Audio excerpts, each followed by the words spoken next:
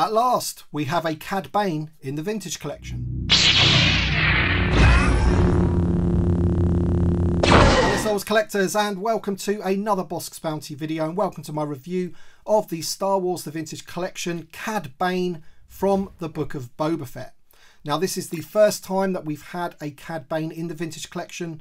Of course we have had previous 3.75 inch Cad Banes in various different lines, but this is the first time that he's been put onto a vintage Kenner style card back, which is, it seems like it's been too long basically. He's a big character and I'm just glad that we finally got him. The iteration that we have is from the Book of Boba Fett, so it's based on his live action appearance, and here is the card back. There's the image. What a fantastic image that is, you know, the Western vibes going on, and he just looks great. Now the figure itself is pretty much a scaled down version of what you will see in the Black Series. However, the Black Series version of this won't be coming out until March 2024 for some reason. I had a quick look on Hasbro Pulse and it's up for pre-order, and yeah, it's not coming out till March 24. So TVC fans, you know, we have got this figure before the Black Series, which is I guess a little bit of a win for us. But of course they've got many other Cad Banes from the Clone Wars, and I think they might have a Bad Batch version as well. But you know, as I say, we've got the live action Book of Boba Fett version, and there he is in the bubble. He comes with the two blasters and he just looks awesome. I just love the card back. Fantastic card back. And he is VC283 in the line. You can see the other figures from the wave. The reviews for those will be coming up on the channel in the next few days, and there we can see the Jabba's Goons wave there as well. Nothing else really on the card. That's the import sticker, because I got these from In Demand Toys in the UK on import, and yeah, I feel really lucky to have these. So this is Cad Bane, nice red name pill and red panel behind the figure, really makes him pop. And let's get him open and have a look. Alright then, so here he is out of the packaging. This is Cad Bane from the Book of Boba Fett. I've just got him in a pretty simple pose there, but we will take a close-up look at the figure in a second. But I just wanted to quickly talk about him, because my first impressions of the figure when I got out of the packaging and had a close-up look at it is that it is a really, really good figure. They've done a fantastic job with it. They really have. But I'm not really surprised, because as far as I'm aware, it's an all-new figure. Every part of this figure is new. And when Hasbro do that, the figures always turn out amazing. So I was looking at a lot of my loose figures that I've reviewed over the last, say, maybe year and a half. And when it's an all-new figure and it's standing next to a figure that's maybe 5-10 years old, you can really, really tell the difference. Even the Andor figure in the Aldani mission disguise, when you stand him next to other officer figures or figures that wear that type of armor, you know, just the detail and the head sculpts and everything, you know, they're really, really doing a good job these days, Hasbro, when they do new figures. Of course, when we have repacks and repaints, then not so much, but new figures, absolutely fantastic. And for the people out there that like to use stands for their figures, the peg holes on this Cad Bane are great, really nice and deep, and he does have rocker ankles as well, so it just shows you that it can be done. But we're going to take a closer up look at the figure now. We're going to look at the head sculpt. The hat comes off. We're going to look at the jacket, the sculpting, and all of the articulation. We're going to do that right now. Alright, so there's a super close-up look at Cad Bane, and you've got to admit that that is a great head sculpt in terms of it looking like the source material. That really does look like Cad Bane from the Book of Boba Fett. I don't think the pipes in his cheeks are removable. I had a little go, but I didn't want to break it, so I'm pretty sure you can't remove those. The hat is removable, and when we take the hat off, you'll be able to see even more of that head sculpt there.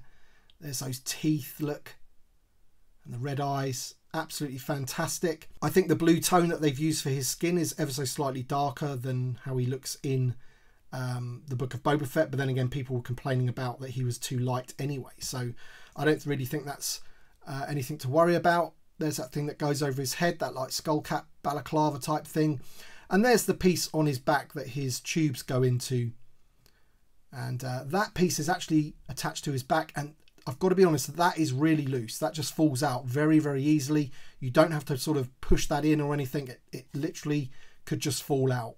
But that's okay. It sits in there pretty well. You see those pipes there going down onto his gauntlets with some paint apps on his gauntlets there. You've got some silver buttons and some red. And on the other one as well, you've got more of a gold piping going round that arm, which is good. And there's his oversized fingers, which I remember when this figure was announced, people were saying, what the hell's going on with his fingers? If you look at the source material in the show, he does have like these oversized sort of fat fingers. Just going to move the jacket out the way there so you can see the sculpting on his body. All nice detail, some nice paint apps and everything. You've got these other little markings or pieces of silver on his collar there. And the jacket is a soft vinyl plastic, so it's really bendy, so it's not going to get in the way of your articulation or anything. You might have a problem sitting him down, I guess, but that's about it. And the belt piece with the holsters is a separate piece completely, so that moves around, and you've got all the ammo there and his silver on his buckle, and it goes down and it holds both of his blasters perfectly. You can see that one there. I have noticed that they do go quite far down, and if you wanted to, they could stick out the end like that. But I just like having them just slightly out like that, so you can grab them really easily. Now, I remember when they first announced this figure that they said that they sculpted the jacket so it's wrapping around one of the holsters there, which I think is really cool. I love the way they've done that. So you can pose him so he's just about to draw that pistol, and then the other side is wrapped around completely. So I do like the way they've done that, and if you look at the Black Series figure that's going to be coming out, they're doing exactly the same with that as well.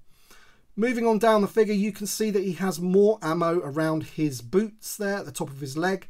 They're all painted really well as well, and you can see all the sculpting work that's gone into his legs there, all those ruffles in his trousers. Just a really good figure. You can see him there, and all of the sculpting work that's gone into that jacket. Of course, the arms come through the jacket there, so it's supposed to make it look like it's all one piece, but you know, to do that, it helps with the articulation. In terms of the articulation, the head is on a double barbell. I wouldn't say it's got as much range of motion as some of other figures that have that piece. I think it might be something to do with the neck joint and the pipes there, but you can get full range wherever you want it to go. But as I say, look, you move that and it does move that thing out of his back. So maybe they've done that on purpose, but to stop you breaking these perhaps, because if you move his head too much, you might break those. So maybe they've had that come out nice and easily so those don't snap. We have ball hinges at the shoulders, which go really high all the way around. We have the hinges at the elbow, and we have hinges and swivel wrists, of course. The elbows aren't too great. They don't go as far as 90 because of the gauntlet and the way they've sculpted in his sort of rolled up sleeves, if you like. Same on this one. He has a ball on the hinge, so you can get lots of range of motion there. We have the new barbell hips, and we have a split at the thigh. We have the knee hinges, and we have obviously the hinge and the rocker on the foot, and there's those nice deep peg holes. Both blasters are exactly the same, and they are pretty much all one colour, it looks like, but they're sort of like a gunmetal grey. They look pretty good. Not too much detail on those really, but they are very small, and they are quite bendy plastic as well, but not as bendy as some of like the Clone Trooper blasters, for example. They're not as bad as that. Here's his hat, which has that black paint apps going around the centre there, and also some detailing on both sides with that sort of metal effect that he has on his hat, which is also replicated on other areas of his clothing, such as his collar and things like that. So all in all, pretty good. And the hat is a really good fit. It sits on his head really nicely. It's not going anywhere, and he just looks fantastic. What a great figure. Great to have in the line, and also, you know, great to go with some of the other figures that we've got from the Book of Boba Fett. We've already got Boba Fett. We're going to be getting Chrysanthemum. We have Fennec Shand. So, you know, we're getting a good few figures from the end scene there. Alright then, so that is the Vintage Collection Cad Bane from the Book of Boba Fett. I hope you enjoyed the review. If you have, drop a like down below. Subscribe if you are new. And if you wanted to pre-order this figure, you can do on Entertainment Earth. You can either order the figure individually or as a set of 4, or you can get the whole case of 8 figures. If you use that link in the description below, then it supports the channel. Thank you so much for watching, and thank you to my Patreon supporters and channel members. Your support allows me to make more and better videos, so thank you so much. Thanks for watching, everybody, and we shall see you on the next one.